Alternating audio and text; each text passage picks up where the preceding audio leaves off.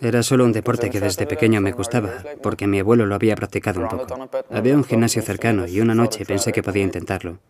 Así que fui allí, me gustó y he seguido volviendo. Me gustaba el entrenamiento. Mis primos y todo el mundo empezaron a boxear y yo pensé, quiero boxear. Por la televisión, cintas de vídeo y cosas de ese tipo. Sí, mis primos y todo el mundo boxeaban, por eso empecé yo también. Era un buen gimnasio. Es un gimnasio famoso y ha dado muchos buenos boxeadores a lo largo de los años. Así que pensé que quizá me podrían ayudar más que en otros gimnasios. Me enteré al oír hablar a gente entrenando. Todo el mundo hablaba sobre eso, así que fui allí porque era un buen gimnasio. Había escuchado que era un buen gimnasio. Cuando empezamos, en el año 1942, en aquella época nos encontrábamos en una parte de Belfast llamada Chichester Park. En realidad, un maestro de escuela que se llamaba Pat O'Neill y un viejo boxeador llamado Jim Stravitt se encargaron de los niños de la calle. Yo era uno de esos niños, pero no me inscribí en el gimnasio hasta 1949.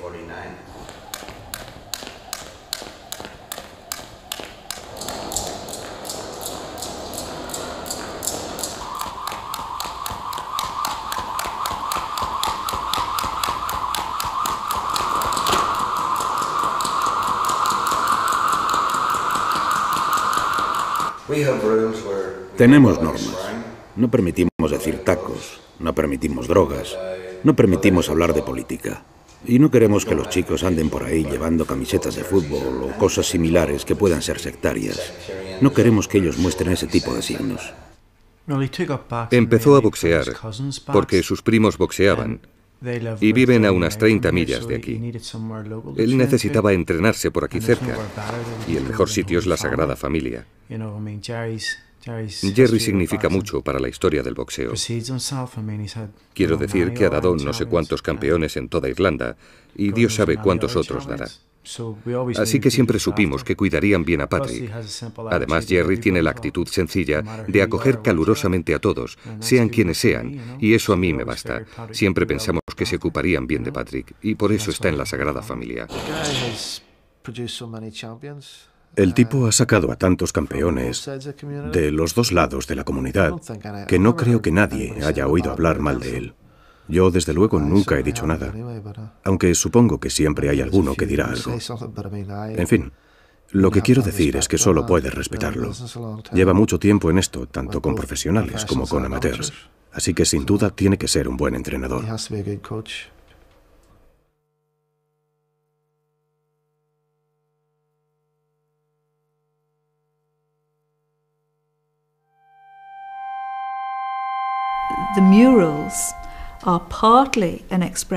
Los murales son de alguna forma una expresión de la historia y de la cultura, pero también son en ocasiones una manifestación territorial.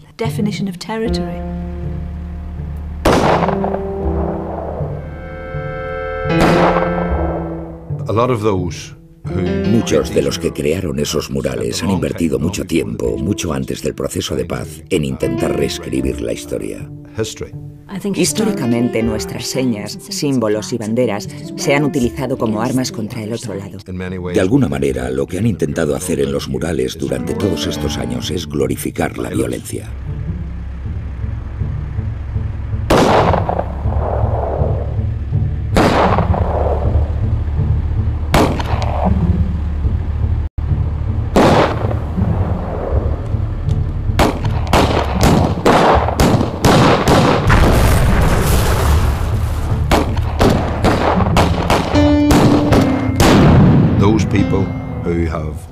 Aquellos que han seguido con la violencia o la han justificado y han apoyado este tipo de murales, aún están atrapados en ese tipo de mentalidad y proyectan esos murales porque esperan que la comunidad esté también aún atrapada en ese tipo de mentalidad.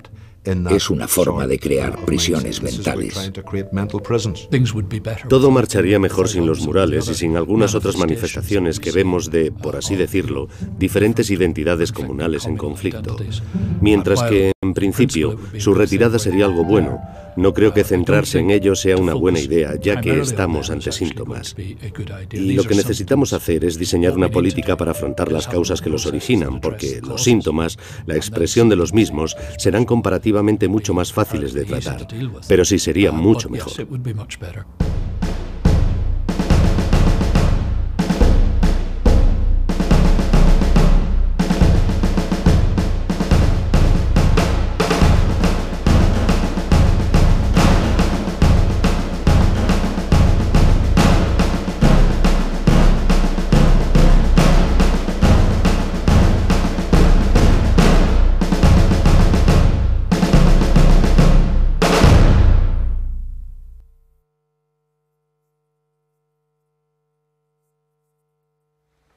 Carl, levántate, es la hora.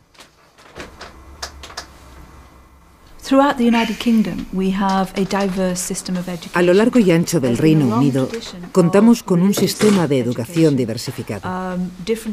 Ha habido una larga tradición de educación religiosa. Distintas escuelas han crecido con diferentes valores. Los padres han sido el principal motor a la hora de elegir y seleccionar la educación de sus hijos. Es muy normal tener la posibilidad de elegir entre una escuela de sexo único, solo para niñas o solo para niños, entre un estilo educativo más amplio o un estilo más académico. Es algo común en todo el Reino Unido, y también ocurre lo mismo en Irlanda del Norte.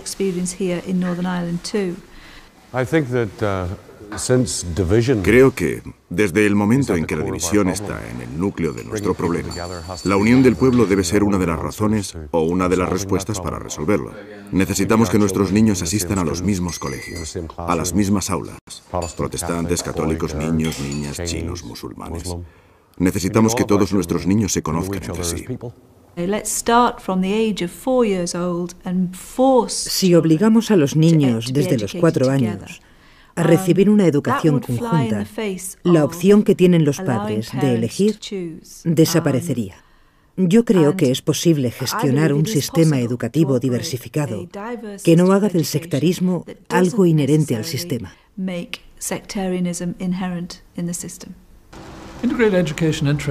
La educación integrada es una cuestión interesante. Resulta curioso que el primer gobierno unionista, hace muchos años, en 1922, propusiera un sistema obligatorio de educación integrada en Irlanda del Norte y tuviera que retirarlo debido a la oposición de las iglesias. Este hecho ayudó a llegar a la situación actual en la que contamos con una educación que se divide en base a factores confesionales. Existe un pequeño sector integrado, pero actualmente no existe la posibilidad de imponer un sistema integrado obligatorio porque estaría en contra del contenido de varias convenciones de derechos humanos. Simplemente tenemos apoyos verbales a la educación integrada, pero no un apoyo real a la educación integrada. Y creo que hay una hipocresía muy importante que refleja también el sectarismo de muchos de los políticos. Menos del 5% de los niños asisten a colegios integrados, lo que supone que el 95% restante no lo hace. Esa elección ha sido tomada por los políticos, que saben que aproximadamente el 95% de las familias eligen otros tipos de colegios y que es allí donde están los votos. A principios del siglo XX, hubo un intento de implantar una educación integrada y se propuso dentro del sistema de educación estatal. Por razones teológicas, la Iglesia Católica Romana decidió no entrar en ese sistema, pero el resto de iglesias sí lo hicieron. Bombardier Aerospace es la mayor empresa de Irlanda del Norte. Tenemos 5.000...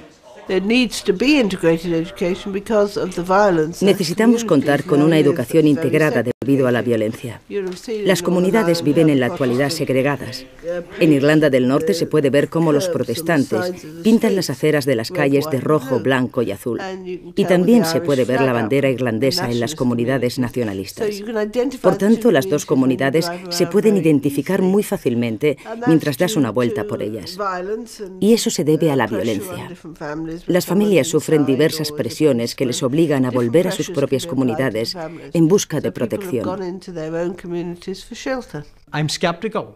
Soy escéptico sobre las escuelas integradas. Para las personas de fuera, para los no iniciados, suena como algo maravilloso. Listo, aquí está el problema, edúqueles a todos juntos y los problemas desaparecerán. Mi secretario privado en Irlanda del Norte, que es protestante, me decía: yo nunca de forma consciente mantuve una conversación con un católico hasta que fui a Queen's University en Belfast. No creo que sea en absoluto la mejor manera de avanzar. Y creo firmemente en los colegios religiosos a los que los padres confían la educación de sus hijos. Estoy totalmente en desacuerdo con el ingenuo argumento de que los colegios integrados representan la panacea de Irlanda del Norte. Creo que es importante mantener un aspecto comunitario en los colegios integrados y espero que el Gobierno, lentamente, conceda más fondos para su continua y constante renovación, ya que funcionan.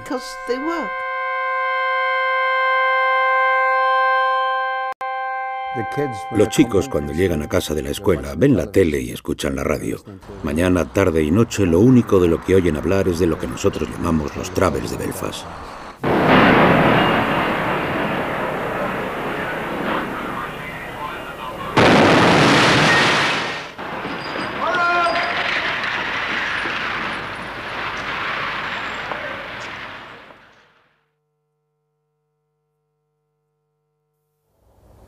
Sí, he oído hablar sobre los Troubles. En todas partes. Todo el mundo. Todo el mundo lo sabe. No sé, en las noticias, la gente en la calle, a mi madre, a mi padre, a todo el mundo. Ha habido explosiones. Aquí, allí, en todas partes se han puesto bombas. Escuchan lo que les dicen sus padres, pero solo escuchan ese punto de vista.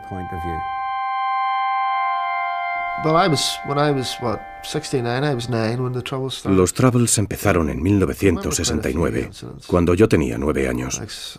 Pero aún así recuerdo algunos incidentes. Tiroteos, bombas. Cuando ibas a la ciudad en el autobús y oías las bombas. Bueno, sí, intentas explicar qué pasó, cuándo pasó. Creo que es importante.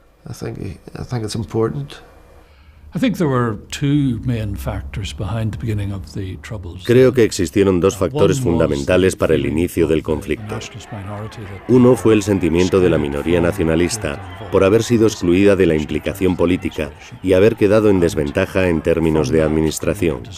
De ahí creció en algunos un deseo de verse totalmente implicados en los asuntos de Irlanda del Norte, mientras que otros eligieron la línea de expresar sus deseos de eliminar Irlanda del Norte como concepto político y trasladar a toda la sociedad irlandesa la sensación de que no se podría conseguir por la vía democrática, ya que no se daban las circunstancias para que la mayoría del pueblo norirlandés lo aceptase. Por tanto, iniciaron una campaña de violencia. Cuando al pueblo se le niegan sus derechos, entonces la gente cree que al negársele esos derechos, la sociedad es irreformable. El estallido de la violencia es solo una cuestión de tiempo, ya que si se deniega la expresión democrática, adecuada y controlada, detrás de ello siempre vendrá, en mi opinión, un estallido de esa expresión para exigir y coger lo que legítimamente pertenece al pueblo. Existía un elemento de exclusión política, ya que los unionistas temían que los nacionalistas desmantelaran las disposiciones políticas si llegaban al poder. Sin embargo, en aquellos tiempos, los unionistas siempre conseguían una mayoría de votos en las elecciones. Por tanto, existía una base democrática para lo que sucedió. También nos encontramos con la cuestión del acceso a los beneficios sociales tales como alojamiento y empleo. Sí, es cierto que existía un grado de desventaja, pero no era por una discriminación deliberada, sino más bien por circunstancias económicas. A finales de los años 60 creo que lo que confluyen son un cúmulo de circunstancias que van a provocar un nuevo estallido de violencia en Irlanda del Norte, y entre esas circunstancias creo que es muy importante la participación de las dos comunidades, tanto católica como protestante, en manifestaciones en las calles de Irlanda del Norte reclamando igualdad de derechos civiles, y las contramanifestaciones que se van a realizar. Al mismo tiempo, en ese clima de violencia que se va a desatar, porque debido a los antecedentes históricos hay una gran tensión en Irlanda del Norte en esos momentos, y la presencia de las dos comunidades en las calles va a avivar viejos rencores. En ese contexto, lo que es determinante también es la manipulación de esa situación por parte de los grupos terroristas, y a ello se suma la presencia también de una fuerza policial que había sido percibida como injusta por sus numerosos desmanes también. En ese contexto, con tantos actores implicados, se produce ese estallido de violencia que conocemos como los Troubles, que es eufemísticamente es el nombre que se le ha dado al conflicto de Irlanda del Norte, los disturbios, es el eufemismo con el que se ha denominado a estas décadas de violencia en Irlanda del Norte. Me incorporé al IRA provisional en 1973. Tenía entonces 16 años. El motivo para mí era responder a lo que percibía como un estado de represión británica en las calles. Pero no hay un solo motivo para unirse a una organización, sino una serie de motivos, además de otros factores, tales como las expectativas de los colegas, el grado de represión en la zona, las influencias de los amigos y las experiencias vividas de niño a manos de los miembros jóvenes de la comunidad de lealistas, experiencias que consideraba válidas. En sus comunidades el IRA no era un grupo admirado en absoluto. Sus dirigentes tenían un perfil muy bajo porque no contaban con el respeto y el apoyo de la comunidad. Y por eso es por lo que aprovechan esa circunstancia a finales de los años 60 que favorece su aparición y su auge. No creía que los británicos tuvieran una razón válida para estar en Irlanda. Veía a su gente en la calle, veía a los lealistas matando nacionalistas, y en general creía que estaba luchando contra la injusticia y que el IRA era una organización que se oponía al tipo de injusticia que el Estado británico estaba cometiendo con la gente de las comunidades en que yo vivía.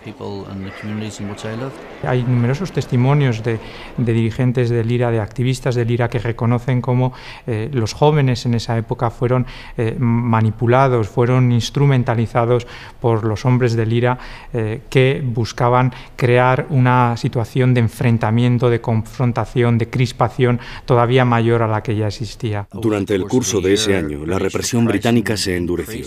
Y como respuesta al aumento de dicha represión, los jóvenes se fueron incorporando a las organizaciones militares, organizaciones armadas republicanas. La organización en la que milité yo fue el IRA provisional.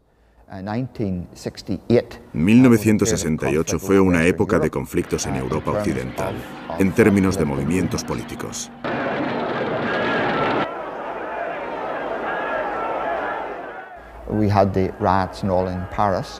Hubo disturbios en París, Praga. Así que aquí también se dieron esa clase de protestas, esa clase de reivindicaciones democráticas.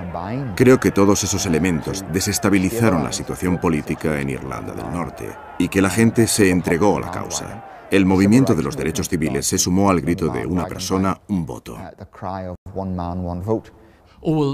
Nos encontramos de nuevo ante uno de los malentendidos sobre la situación existente entonces en Irlanda del Norte. En todas las elecciones al Parlamento se aplicaba el sistema una persona, un voto.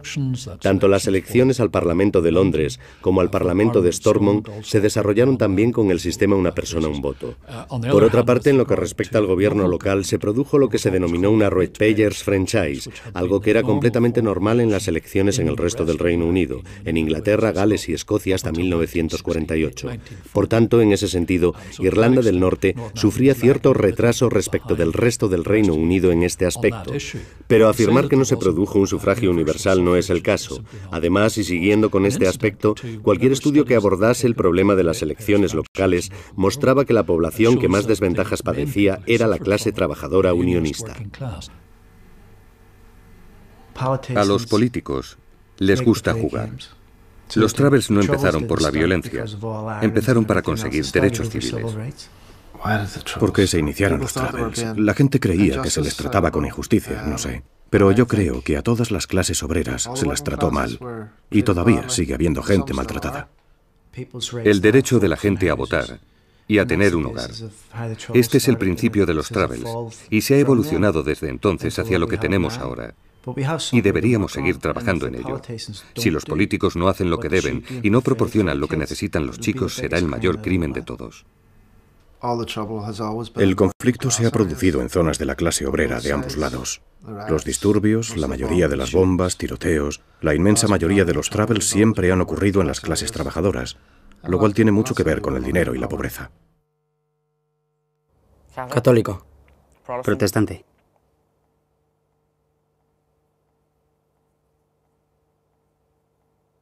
Desde muy pequeño, porque está a tu alrededor.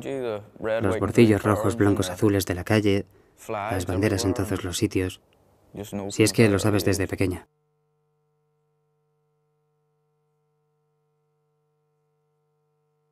No. No hay ninguna diferencia. Solo la religión. No hay ninguna diferencia. Hay una dilatada historia de diferencias culturales e ideológicas que no permitieron que ambas comunidades se juntaran. Me imagino que es como preguntarse por qué los trabajadores palestinos e israelíes no colaboran para derrocar al gobierno de Sharon o a cualquier otro gobierno israelí en particular. Sencillamente, los factores estructurales, económicos, ideológicos, sociales y culturales no lo permitían, no lo hacían posible.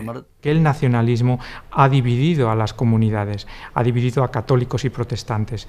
Constantemente el espíritu y la ideología nacionalista ha servido para evitar una unión de las dos comunidades católicas y protestantes, que en el ámbito o en el terreno de las clases trabajadoras tenían necesidades comunes. Cuando hablamos de las injusticias que sufrió la comunidad católica en Irlanda del Norte, a menudo se ignora, por desgracia, que esas mismas injusticias las sufrieron los protestantes.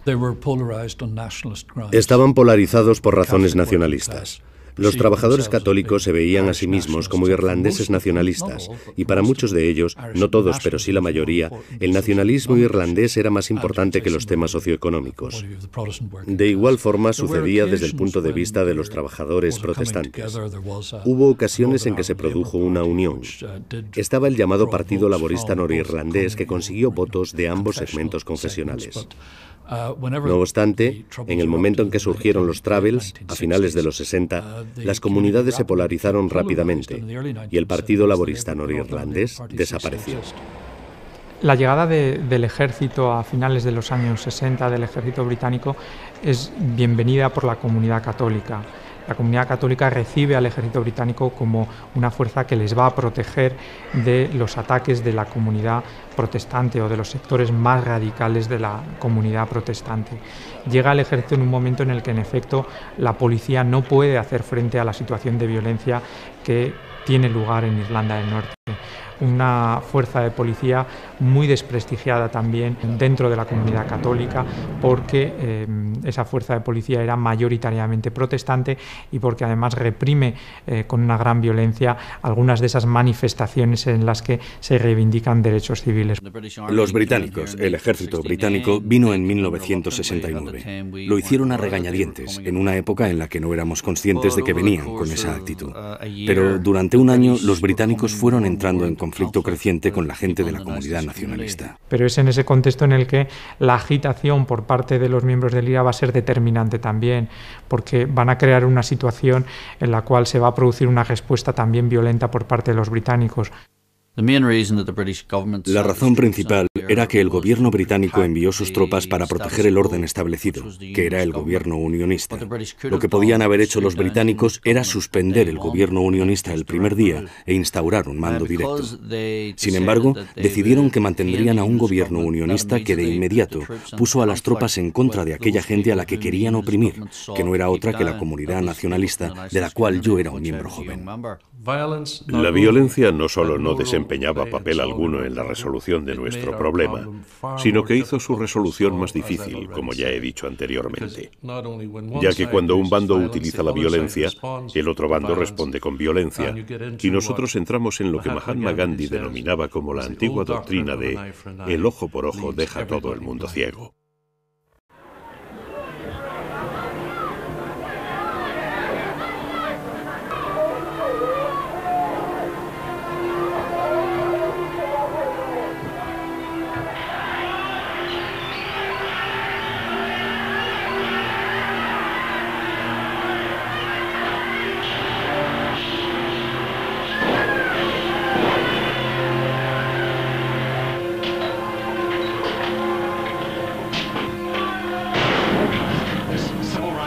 La marcha por los derechos civiles prometió que sería un día tranquilo.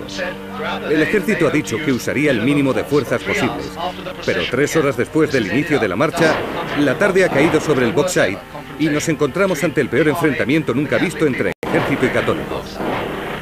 Padre, ¿cuántos muertos ha visto en el Box Side? Parece que hay 3 muertos allí, en Sarisonka. Hay 2 muertos más tumbados delante de este bloque de pisos. Hay también otro hombre muy mal herido, los otros 2 de allí. Me han dicho que hay alguno más, pero yo aún no los he visto. Yo diría que probablemente haya 4 muertos en este momento. No sé qué está pasando ahora. Desde luego parece que están muertos y la gente camina sobre ellos como si fueran carne muerta.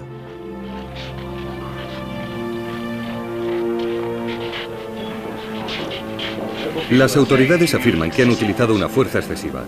¿Excesiva fuerza? Si nos disparan, devolvemos los disparos, y eso lo entienden perfectamente. El primer ministro de aquella época, Faulkner, un unionista protestante, lleva a cabo reformas que son muy complejas en el contexto de Irlanda del Norte.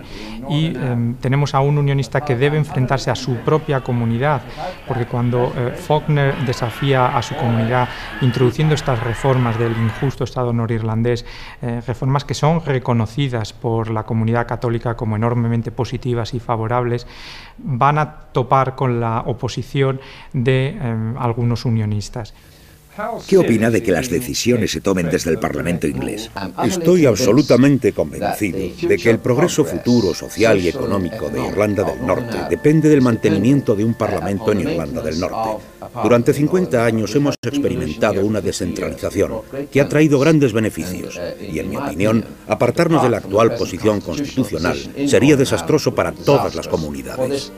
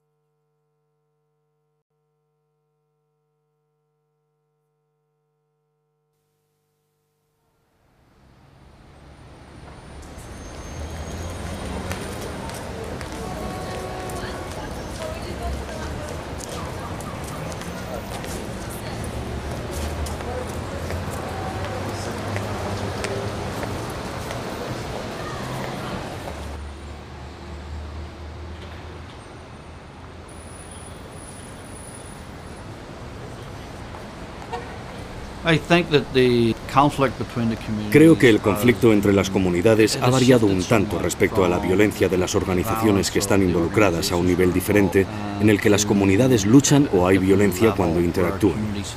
En mi opinión, esto se debe a que, hasta cierto punto, ahora tenemos una guerra fría en lugar de una guerra caliente.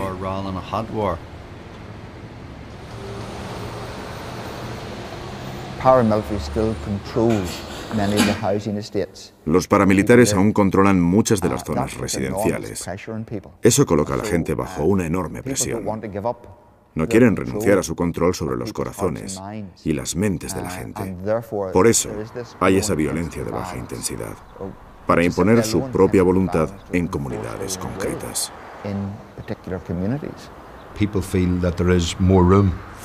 La gente siente que hay más espacio para ataques de baja intensidad en zonas de interacción.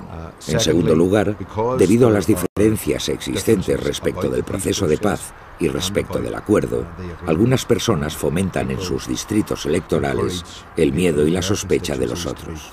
Eso significa que las personas son mucho más sensibles a lo que se puede denominar aspectos territoriales. Y así te encuentras con personas marcando su territorio, intentando oponerse a cualquier cambio que crean que está en su contra.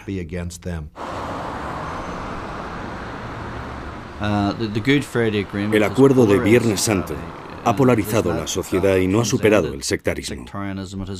Ha institucionalizado un sectarismo intrínseco, y eso ha ocurrido porque el sistema de gobierno significa que cada uno de los protagonistas en el proceso de paz, por ejemplo, Adams, Trimble, Beasley, Hume o Mark Durkan, todos desde sus diferentes partidos intentan vender victorias, logros o concesiones que hicieron a su propia comunidad, en términos de algo que han conseguido de la otra comunidad. Por tanto, no existe una cultura de mezcla conjunta. Hay una cultura que promueve el sistema de suma cero. Nosotros ganamos, ellos perdieron. Tanto los lealistas como el Sinn Féin asumieron la función de policías en sus propias comunidades, algo que están dejando de hacer. Ambos bandos abandonaron su papel policial, ya que había que lograr cambios en la Real Policía del Ulster, la institución que se convirtió en fuerza policial de la totalidad de Irlanda. Reconozco que existe un cierto grado de intimidación, un cierto grado de miedo generado por el IRA en el seno de la comunidad nacionalista. Pero para la mayoría, el IRA es una organización a la que no se teme dentro de sus propias comunidades. Sin duda utiliza el miedo, pero ello resulta insuficiente para explicar que una organización como el IRA se haya desarrollado y haya seguido existiendo durante tanto tiempo. El IRA ha intimidado muchísimo a los miembros de su comunidad, como lo han hecho también otros grupos terroristas en el bando unionista o protestante. Lo han hecho a través de amenazas de todo tipo, a través de brutales palizas, a través de asesinatos también y a través de tiros en los brazos, en las rodillas, lo que allí se conoce como los punishment beatings, y el kneecapping. Estas atrocidades han estado a la orden del día y todavía son relativamente comunes en los feudos de estas organizaciones terroristas. Si vives en Ardoyne, por ejemplo, o si vives en Shankill, o si vives en algunas zonas de Belfast Oeste, simplemente no puedes hablar. Pero si se te ocurre y hablas en contra de los grupos paramilitares o de los grupos terroristas, podría tener graves consecuencias para ti. Y hay numerosos casos, pues desde un joven que fue literalmente crucificado por miembros del IRA hace varios años, es decir, se le clavaron clavos en los codos y en las rodillas en el oeste de Belfast y fueron miembros del IRA los que llevaron a cabo esta barbaridad, hasta el tiroteo de una persona, Andrew Carney, que finalmente se desangró hasta morir, también un tiro en las rodillas por parte de activistas del IRA, o también lo que le ocurrió a otro protestante, antiguo miembro de una de las organizaciones terroristas protestantes, que fue tiroteado en las rodillas y finalmente le tuvieron que amputar las dos piernas. Ha utilizado métodos brutales, pero sin embargo sigue siendo una organización con un amplio soporte a nivel popular.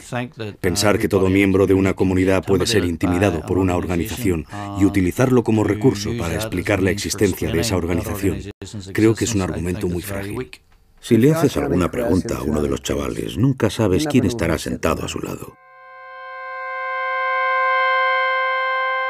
Nunca sabes quién estará escuchando, o quién estará al lado de Patrick, o quién estará sentado al lado de Carl.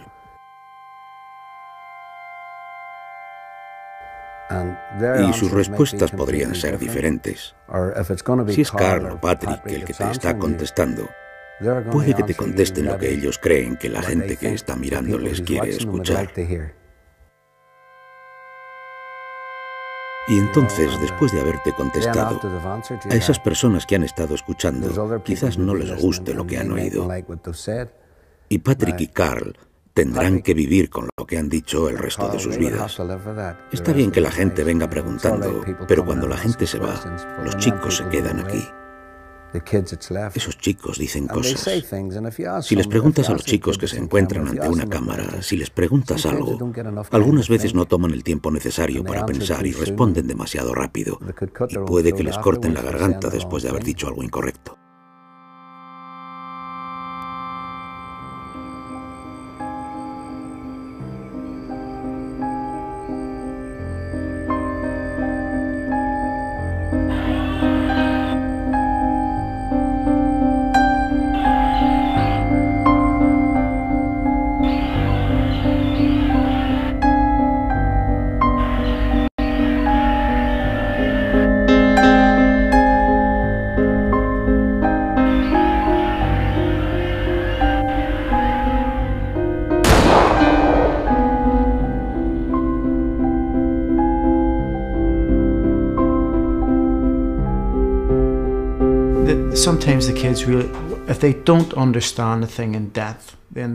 A veces los chicos no entienden exactamente lo que pasa.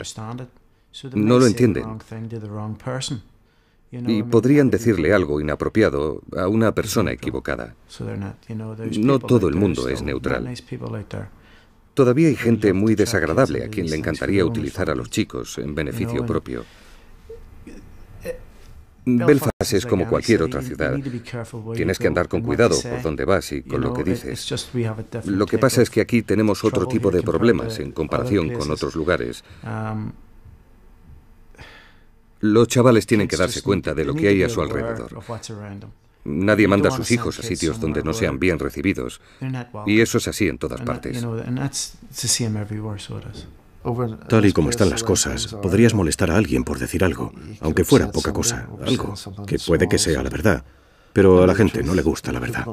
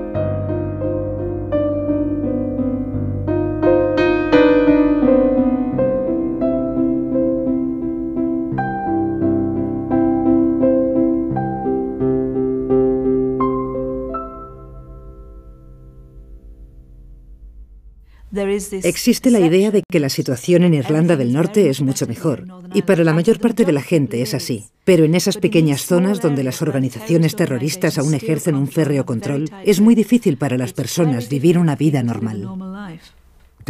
Peligroso, muy peligroso si dicen algo inadecuado. Y aquí es donde aparece otra vez la norma acerca de no hablar de política. Eso responde a una de las preguntas que me hiciste hace poco. No, realmente no. Tengo amigos de la otra comunidad, pero no puedes llevarlos a tu propia comunidad. A lo mejor se meten con ellos. Sí, me hubiese gustado, pero No hubiera sido bueno porque si un chaval viene a mi comunidad se montará una pelea, un lío.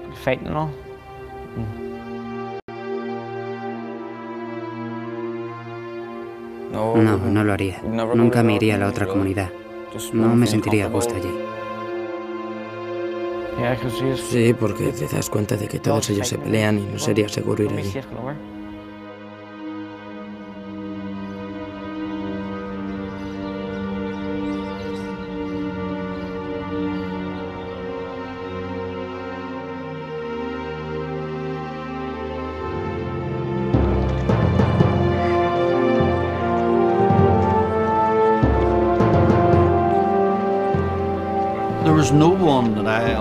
Que yo sepa, no hay nadie que sufriera presiones para seguir una huelga de hambre. Creo que los huelguistas tomaron sus propias decisiones. Leí comunicados del Consejo Armado de Lira, dirigidos a la gente que iba a iniciar la huelga de hambre, aconsejándoles que no la hicieran, pero que si la hacían, asumían una obligación frente a sus camaradas para cumplir con esa huelga y no defraudarles. Lo que entiendo, no constituía ninguna presión por parte de la cúpula de Lira.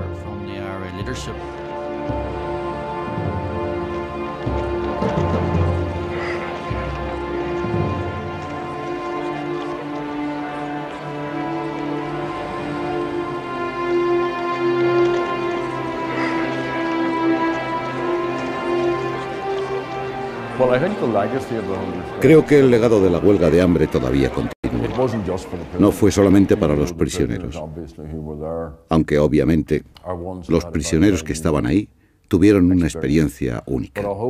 También lo fue para una generación muy radicalizada. Fue un hito grandísimo en nuestras vidas, y aún lo es.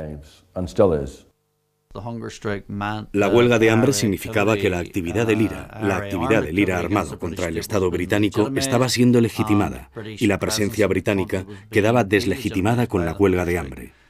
A través de ella y a través de las protestas en las prisiones, estábamos proclamando al mundo que esta era una respuesta política, que había un proyecto político, que no era un proyecto criminal, una conspiración criminal, como había afirmado el gobierno británico.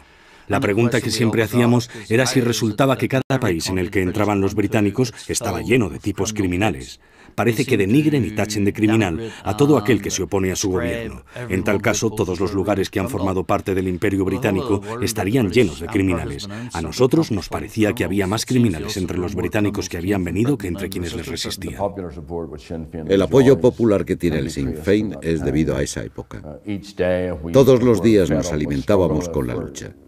Si nos impacientábamos, solo tenías que pensar en la gente que estaba en huelga de hambre, en su paciencia y su coraje. Cuando te sientes desanimado, simplemente debes pensar en cómo aguantaron y en lo que sufrieron.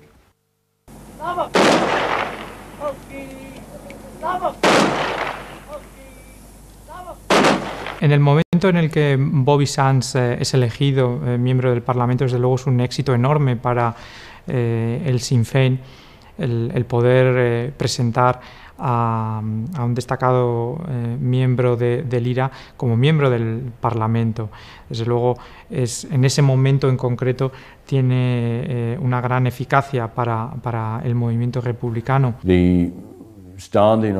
La participación de los prisioneros como candidatos, o todavía más importante en mi opinión, los éxitos de los prisioneros en las elecciones, la elección de Bobby Sands en South Tyrone o la elección de Kieran Doherty, Kevin Monaghan y Paddy Agnew en County Louth, en ambos sistemas parlamentarios en la isla, el norte y el sur, aceleró el proceso político dentro del Sinn Féin.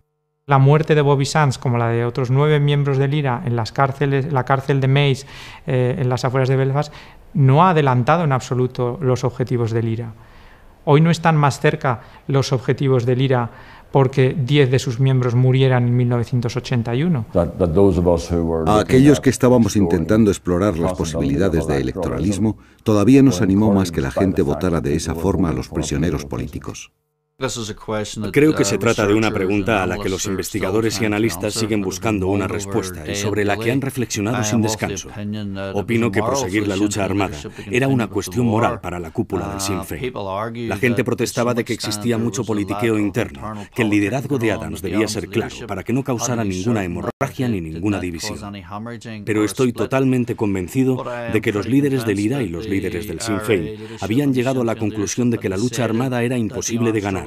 Pienso que eran de esa opinión desde quizá algún tiempo después de la huelga de hambre, y que costó una serie de años que esa mentalidad estratégica se expresara y fuera impregnando los niveles inferiores hasta convertirse en una política aceptada. A mediados de los 80 ya, Adams ha conseguido crear una organización enormemente fiel y leal al liderazgo de Gerry Adams. Precisamente por eso, porque ha tenido mucho éxito a la hora de ir desbancando ya a líderes que podían cuestionar su liderazgo. A mediados de los años 80, por ejemplo, hay varias personas dentro de la cúpula del IRA que son amenazadas de muerte por el nuevo liderazgo de Gerry Adams y Martin McGuinness y que van a tener que abandonar Irlanda del Norte. O sea que hay una especie de golpe de Estado dentro de la organización para intentar explicarlo.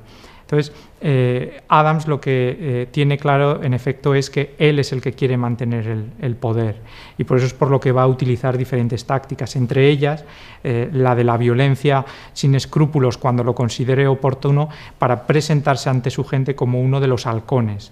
Adams le dijo al IRA que una alternativa a la lucha armada podría dar más de sí que una lucha armada. No simplemente el derecho de voto de la gente, porque la gente ya tenía ese derecho cuando la lucha armada estaba en marcha. Adams argumentaba que una alianza de republicanos y nacionalistas constitucionalistas en el norte, tal como la del SDLP y el gobierno irlandés en el sur, más un mayor respaldo de los americanos irlandeses, crearía las condiciones en las que se podría conseguir mucho más que a través de la lucha armada. Cuando en esos momentos surgen esas dudas dentro del IRA y incluso el reconocimiento de que no se puede conseguir una Irlanda unida, lo coherente en ese momento es abandonar la violencia, pero Adams lo que hace es continuar con la violencia como elemento de presión. Adams sabe que el proceso de paz es lo que le lanza, le define, le perfila. Sin el proceso de paz no tendría más significado que, digamos, el líder del Partido Verde en la República de Irlanda. ¿Y quién es el líder del Partido Verde en la República de Irlanda? Así pues, con el objeto de hacer sostenible el proceso de paz y hacer que avance, necesita plantear que él es la persona que puede poner fin al IRA.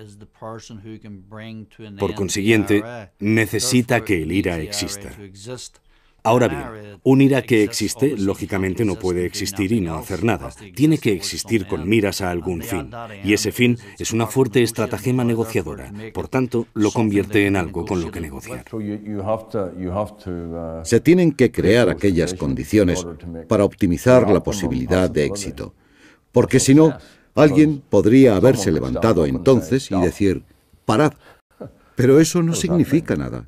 Adams podría haber enviado ese mensaje a las bases del partido y haber dejado claro que no estaba preparado para liderar un movimiento que iba a desembocar en una lucha armada infructuosa. Esto podría haber inyectado una buena dosis de realismo en las bases, y éstas podrían haber pensado por sí mismas y decidir que podían permitirse perder a alguien como él. Lo que tienes que hacer es trabajar en ello con perseverancia. Nosotros tuvimos éxito en llevar el proceso hasta donde hemos llegado porque tuvimos una alternativa y pudimos decir a la gente, mirad, si elegimos esta estrategia, vamos a alcanzar nuestros objetivos. En mi opinión, no hay otra manera de conseguirlo. Pero lo que sí sabemos es que al no enviarse ese mensaje a las bases, el IRA peleó y perdió a muchos de sus voluntarios, lo que supuso daños irreparables y bajas masivas, y que todo eso no representó ningún gran avance. Por tanto, creo que Adams tenía la obligación ética de explicar a las bases, dado que esta era la gente que estaba dispuesta a arriesgar sus vidas, que la lucha no armada era la única vía a seguir. Pero a menudo la ética y la política no son compatibles.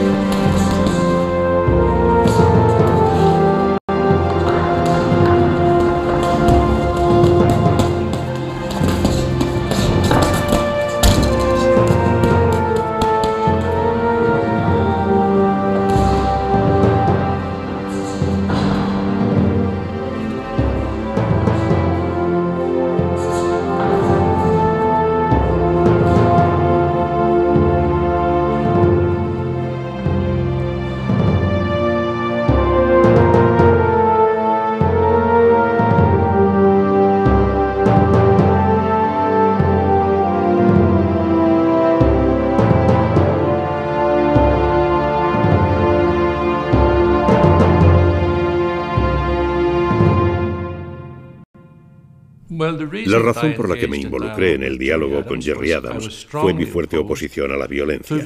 Yo había afirmado claramente que en la mayoría de las zonas en que existe violencia en el mundo hay lo que yo denomino una ideología territorial. Esta es nuestra tierra y por tanto tenemos derecho a apropiárnosla. Yo soy una persona que vive en la isla de Irlanda, una pequeña isla dividida por los británicos y ocupada militarmente. Yo creo que es el pueblo el que tiene derechos, no el territorio. Sin personas, cualquier trozo de tierra es únicamente una jungla. Y cuando la gente está dividida, las armas y las bombas solamente profundizan o empeoran la división. Es tan antiguo como la humanidad. Cuando hay una opresión armada, se responde con resistencia armada. Yo, como historiador, conocía las razones de la existencia del IRA en Irlanda y las razones que ellos aducían para emplear la violencia. Pero pese a los hechos ocurridos en el pasado, yo sabía que esas razones no existían en aquel entonces, así que les desafié a dar sus razones aún sabiendo cuáles eran. Y mi respuesta fue que esas razones ya no existían. En aquel entonces el Sinn Féin estaba censurado. Estábamos marginados, encarcelados, y nuestro partido estaba prohibido. Pero el padre Alex Reid sabía que pensábamos en tácticas de paz, estrategias de paz, en cómo conseguir la paz. Nos estábamos haciendo preguntas sobre todas estas cuestiones. Entonces él, sobre la base de sus conversaciones conmigo, intentó involucrar a otros elementos. Intentó involucrar al gobierno de Irlanda, intentó involucrar al gobierno británico, a la jerarquía católica, al mundo político, incluyendo los elementos unionistas y lealistas. Y como una parte del proceso, cuando muchos de esos elementos fallaron o rechazaron involucrarse, acudió a John Hume. Y, para ser justos, John Hume aceptó inmediatamente el reto cuando el padre Reid fue a verlo y le dijo: «Estoy hablando con Gerry Adams, la gente del Sinn Féin quiere hablar, quiere dialogar». Fue entonces cuando me pidieron tomar parte en las conversaciones privadas que condujeron a acabar con la violencia. John vino solo y mantuvimos una reunión. Le propuse que la única manera de llegar a algo era construir una estrategia alternativa, que la gente que estaba involucrada en las acciones armadas o lucha armada solo podría ser persuadida para abandonar la lucha si había una alternativa justa. Justificaban la violencia diciendo: los británicos defienden sus propios intereses por la fuerza, por tanto los irlandeses tienen los mismos derechos a utilizarla para expulsarlos. Dentro del acuerdo anglo-irlandés, conseguí que el gobierno británico declarase que si la mayoría del pueblo de Irlanda del Norte quería la unificación, el gobierno británico la aceptaría. Entonces yo realicé una declaración. Dije: el gobierno británico ahora se ha declarado neutral sobre el futuro de Irlanda, y por tanto la única vía en que el pueblo irlandés puede solucionar su problema es a través de un acuerdo. Todo eso se consiguió gracias a las conversaciones privadas entre John y yo. Y fue muy importante, ya que establecimos una buena relación y aprendimos a confiar mutuamente lejos de los medios de comunicación, sin presiones, y nos conocimos a nivel personal. Entonces presenté un borrador de declaración a John Major, el primer ministro británico, y al primer ministro de Irlanda. Todo ello condujo a una declaración conjunta llamada la Declaración de Downing Street, dentro de la cual los británicos aclararon su postura afirmando que era cuestión del pueblo el decidir el futuro en Irlanda del Norte, y eso por supuesto condujo al alto el fuego del IRA.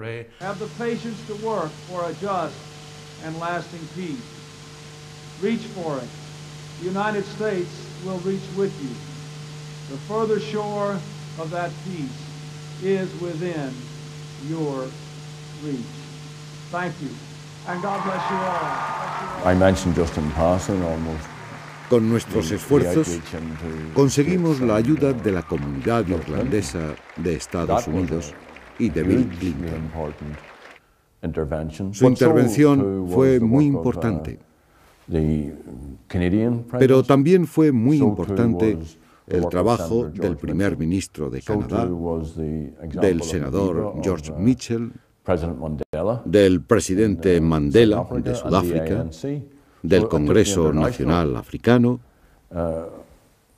y de toda la comunidad internacional.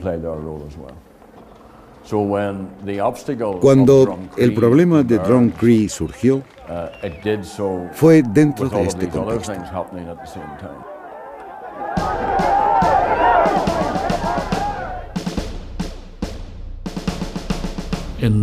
Una procesión tradicional a lo largo de la principal autopista había sido cancelada como resultado del acoso sectario de los nacionalistas en los estados cercanos, y yo tuve la satisfacción de apoyar a los orangistas en este asunto.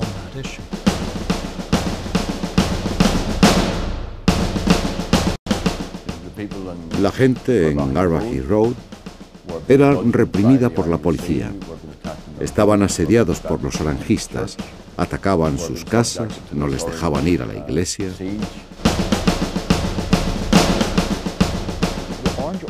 El conjunto de la Orden de Orange estaba muy dividido al respecto, pero no por igual. Creo que la gran mayoría de miembros de la institución de Orange, mientras que apoyaban el derecho del distrito de Portadown a desfilar por Garbahy Road, porque después de todo es un camino libre, es una vía pública. Mientras estaban de acuerdo en que tenían el derecho de hacerlo, la gran mayoría de la Orden de Orange pensaba que el distrito de Portadown lo estaba haciendo de manera equivocada.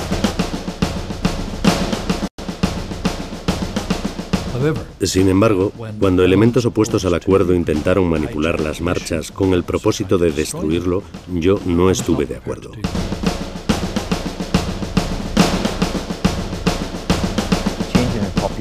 El cambio en la población de esa zona solo era indicativo de la clase de acontecimientos que estaban ocurriendo en Irlanda del Norte. La gente encuentra muy difícil aceptar y adaptarse a cierto tipo de cambios.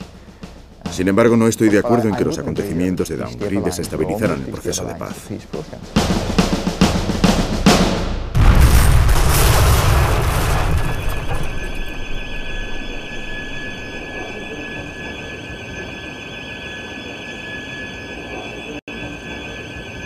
El Irak rompe el alto el fuego el 9 de febrero de 1996, pero vuelve a restaurar el alto el fuego en julio de 1997. Un intermediario, antes de que Tony Blair gane las elecciones en el año 97, va a plantearle un ofrecimiento del Sinn Féin. El ofrecimiento del Sinn Féin es que el IRA volverá a decretar un alto el fuego si los laboristas llegan al gobierno y las exigencias a cambio las mismas que antes de romper el alto el fuego, que se les admita en un proceso de conversaciones multipartitas. Gerry Adams dijo que las conversaciones multipartitas deben empezar ya. Conseguir que el Sinn Féin y los lealistas se incorporasen a las conversaciones. Creo que eso fue crucial, ya que unas conversaciones no pueden llevarse a cabo unilateralmente. Han de ser incluyentes, y en eso fue en lo que Tony Blair trabajó desde el momento en que llegamos al poder. No se pueden mantener negociaciones únicamente con algunos de los partidos. No se podría haber negociado sin el Sinn Féin en la mesa. El Sinn Féin era crucial, y Tony Blair y yo trabajamos muy duro para sentarles en la mesa. No obstante, he de decir que la mayor parte del trabajo ya lo había realizado John Hume, que había establecido una relación con Gerry Adams. El partido que mostró una mayor oposición en la participación del Sinn Féin fue el Partido Unionista Democrático, el partido de Ian Paisley. De hecho, cuando el Sinn Féin entró en la sala de negociación, los partidarios de Paisley la abandonaron, algo que hizo muy difíciles las conversaciones.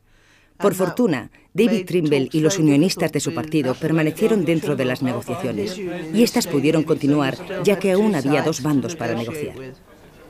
Primero, respetar las diferencias, que ninguna de las comunidades se crea victoriosa. Segundo, instituciones que respeten estas diferencias. Una asamblea que sea elegida proporcionalmente con todos los sectores del pueblo presentes y un gobierno ejecutivo elegido proporcionalmente. Cuando estas instituciones estén establecidas, el tercer principio dará comienzo, el proceso de cura, trabajar conjuntamente por el desarrollo socioeconómico, sudar, no sangrar. Y una nueva Irlanda evolucionará a lo largo de una generación o dos en base a un acuerdo, al respeto a las diferencias y con acuerdo de protestantes y católicos como eje central.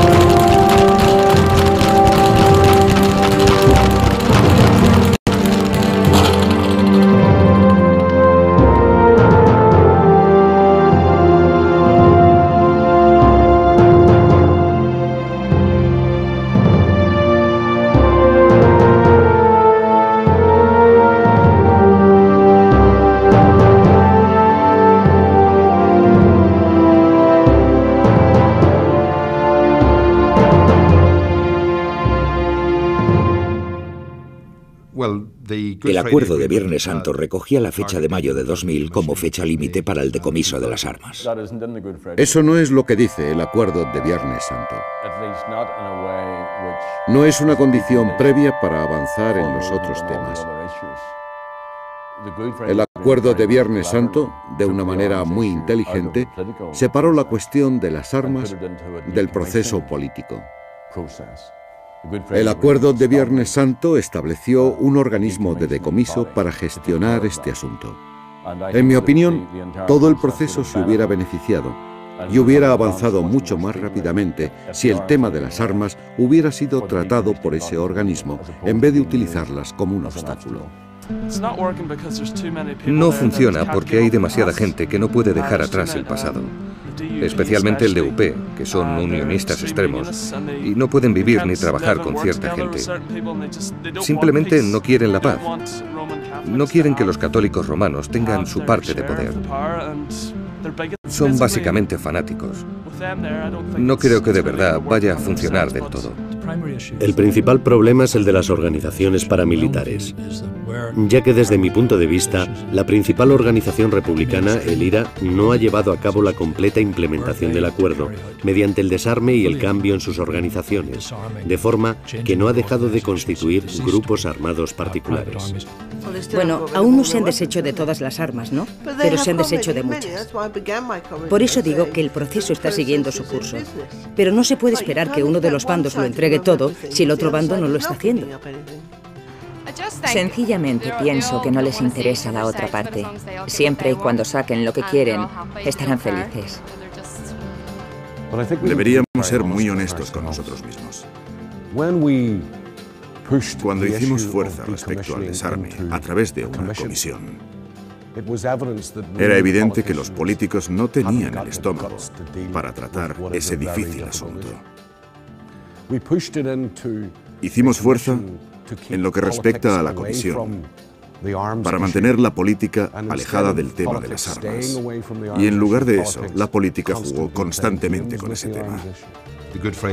El acuerdo de Viernes Santo también recogía como fecha límite para el establecimiento de todas las instituciones el mes de octubre de 1998, pero en realidad las instituciones no estuvieron constituidas hasta diciembre de 1999, e incluso entonces no lo estuvieron todas. Así, el retraso fue utilizado por algunos grupos paramilitares como excusa para demorar la entrega y el decomiso de las armas.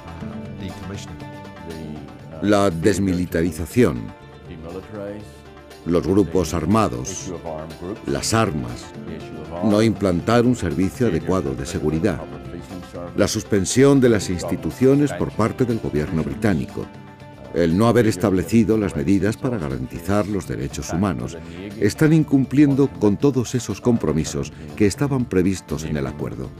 No se trata solo de la retención de las armas.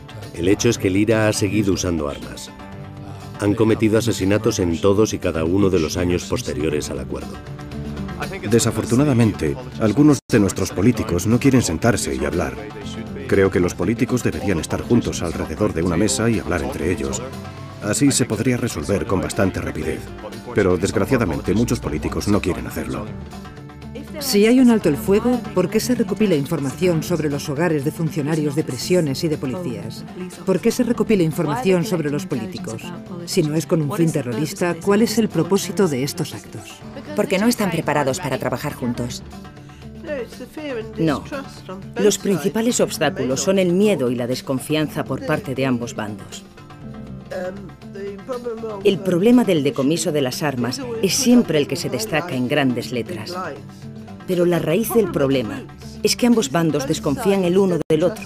Tienen miedo.